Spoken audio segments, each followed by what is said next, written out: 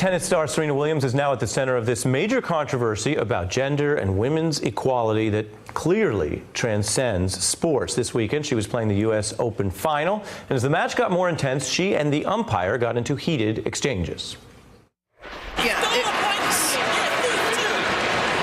Serena was watching her coach give her a hand signal. Verbal abuse. And now penalty, Mrs. Williams. If I say a simple thing, a thief because he stole a point from me, does not make there are men out here that do lot worse because I'm a woman. Because I'm a woman, you're going to take this away from me? Because I'm a woman, you could hear her say there. Now, she lost that match after getting penalties for breaking her racket and arguing with the umpire. She was also fined $17 grand. Then Williams embraced the 20-year-old who beat her, Naomi Osaka. In a moment, I'll be joined by Maya Wiley and Touré to discuss this.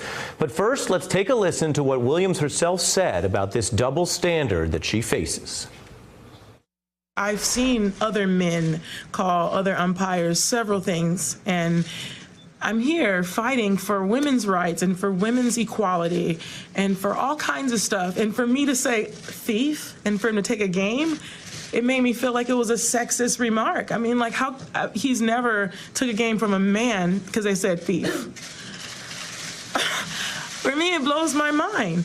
The fact that I have to go through this is just an example for the next person that has emotions and that want to express themselves and they want to be a strong woman, and they're going to be allowed to do that because of today. Maybe it didn't work out for me, but it's going to work out for the next person. I'm joined by Maya Wiley, a civil rights attorney and MSNBC legal analyst, and Touré, a journalist, a former host for the Tennis Channel, who now hosts the Touré Show podcast, and a former colleague and current friend of mine. Indeed. I'll begin with you, Maya. The sexism here, why does it matter beyond the court? It matters beyond the court because literally 42% of women in the workplace say that they've had this experience where the rules didn't apply to them. Most of those women actually report, more than half report that they're either told that they're being too emotional or they're told that they're not competent to do the job they were hired to do and that they have the qualifications to do. And, you know, I think we're seeing both of that a little bit in this scenario where, one, what we're seeing is very harsh penalties against losing a game against Serena Williams for essentially having a very emotional moment because she felt like she was being called a cheat. And I have to say, when I saw that clip, I also saw it as a black woman because black women and the intersection of stereotypes about women, but also stereotypes about black people, where being an angry black woman is a problem. So it's both being emotional and being angry and emotional, being more intimidating, and then the penalties being harsher. And there's a lot of conversation about Carlos Ramos being a stickler for the rules. Clearly he is, but the issue here isn't whether he's a stickler for the rules, it's whether he's a stickler in the same way for women. Right. Touré, let's listen more to Serena Williams here demanding an apology. I didn't get coaching.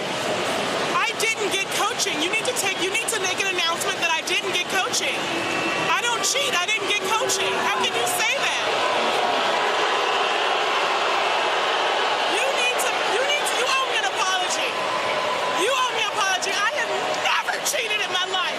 I have a daughter and I stand what's right for her, and I've never cheated. And you owe me an apology. That comment right there, I have a daughter, right? And it shows you how quickly people change when you become a parent, your place in society, your desire to show a moral face to your child, right? I'm not a cheater, and I would never want my daughter to see this or hear about this and think maybe mommy cheated. And as soon as you have children, you cross that threshold and wanting to start being a better person and create a better world for them. And that moment jumped out at me, and she's allowed Alexis to be so much a part of her public presentation in the year since she was born. She's in the commercials. She's all over Instagram. So she's super proud of being a mother. And so you, Carlos, are calling her a cheater, right? And her integrity and her character are on the line here. And let's be clear, Serena Williams has been at the top of the game for like a decade and a half. She understands the game better than most of the coaches, certainly all of the other players, because she's 37, coming off of a very difficult childbirth, a long year, and she's still still about to win the U.S. Open. And to all the people who tweeted at me saying, well, this is about Serena getting mad because she knew she was going to lose, that shows no understanding of Serena or tennis at all. Because she got beat up in the first set, but in the second set, she was doing what she always does,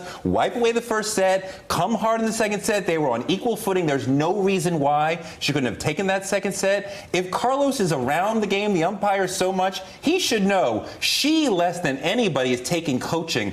I've been playing tennis for 40 years. I don't know what this means, right? And at other levels of the game, outside of the Grand Slams, we're talking about allowing the players to be coached. So why we're taking this ticky-tack move, I mean, like at that rate, anytime the coach goes, come on, that's coaching. What are we talking about? It's also pretty clear from some of the writings where folks have complained about the fact that this rule is not enforced very often, right? So there are hardliners who think this rule is important, and there are those who think it's got to go. But either way, there are people who are complaining about it not being enforced. And even all the examples that people are pulling up about Carlos Ramos being such a stickler for the rules do not seem to have this particular problem, except maybe he will give a warning once or twice. 20 seconds. We also see this with the NFL and politicians wanting to put those players sort of back in some kind of box.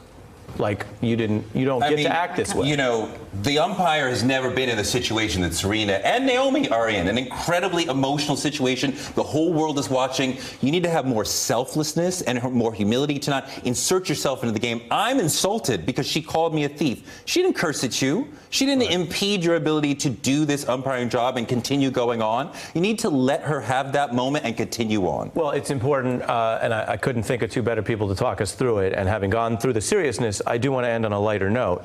Teray always says to me, you know, love means nothing to a tennis player. I saw that joke coming 20 minutes ago. Okay. I know you like my bad jokes. Nice to see you. Thank you both. Hey, I'm Ari Melber from MSNBC. You can see more of our videos right here, or better yet, subscribe to our YouTube channel below. You could have been anywhere in the world, but you're here with us, and we appreciate that.